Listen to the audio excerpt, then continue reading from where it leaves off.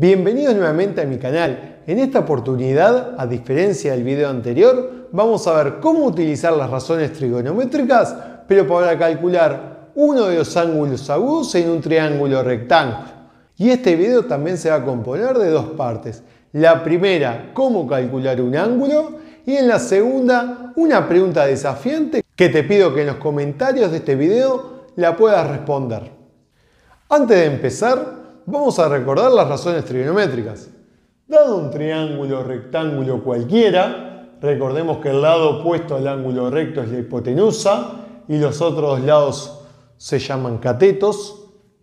C en este caso es la medida de la hipotenusa, A la medida de un cateto y B la medida del otro. Y acá nombré alfa porque es uno de los ángulos agudos que voy a tomar como referencia. Seno de alfa es la razón entre la medida del cateto opuesto al ángulo agudo que me tomé como referencia, en este caso alfa, y la medida de la hipotenusa. Así que va a ser la medida del cateto opuesto al ángulo alfa es B y la hipotenusa C. Por eso, seno de alfa es la razón entre B y C. Coseno de alfa es la razón entre la medida del cateto adyacente al ángulo alfa y la medida de la hipotenusa.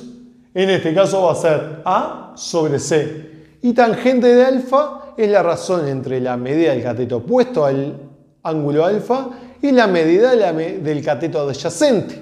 En este caso va a ser B sobre A. Bien, en esta oportunidad me pide calcular la amplitud del ángulo alfa. Tengo un triángulo rectángulo donde un ángulo es alfa, conozco la medida de su hipotenusa que es 5, conozco la medida de un cateto que es 3.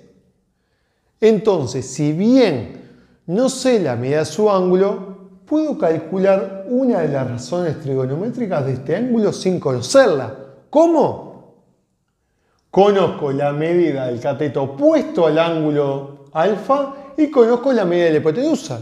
Entonces veo qué razón trigonométrica me involucra medida del cateto opuesto al ángulo alfa y medida de la hipotenusa del ángulo alfa. Y ese es el seno. Entonces, sin saber la amplitud del ángulo, puedo calcular su seno. Es decir, que el seno de ese ángulo que desconozco es 3/5. Entonces, si el seno de alfa es 3/5, para calcular alfa yo tendría que despejar alfa de acá. ¿Y cómo lo despejo? Aplicando la función inversa del seno. Y la función inversa del seno es seno a la menos 1. Por lo tanto, alfa es seno a la menos 1 de 3/5. La pregunta es, ¿cómo calculo seno a la menos 1 de 3/5? Bueno, eso también me lo brinda la calculadora. En la calculadora, en la parte superior izquierda, tiene una teclita que es o segunda función o shift. Con esa tecla y con la tecla seno, ahí obtengo la operación seno a la menos 1, es decir, la inversa del seno. Y así vamos a calcular cuánto es alfa. Es decir, que alfa aproximadamente es 36 grados 52 minutos en el sistema de grados sexagesimal.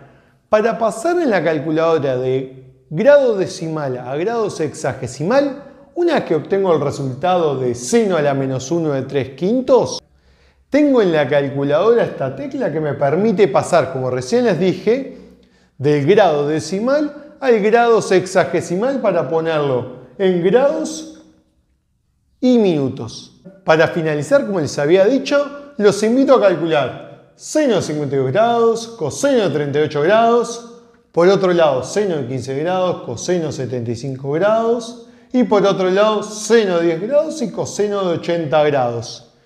Una vez que hagan esos cálculos, quiero que observen lo que ocurre y me justifiquen en los comentarios por qué se da lo que se da a lo que lleguen. Espero que les haya gustado. Muchas gracias.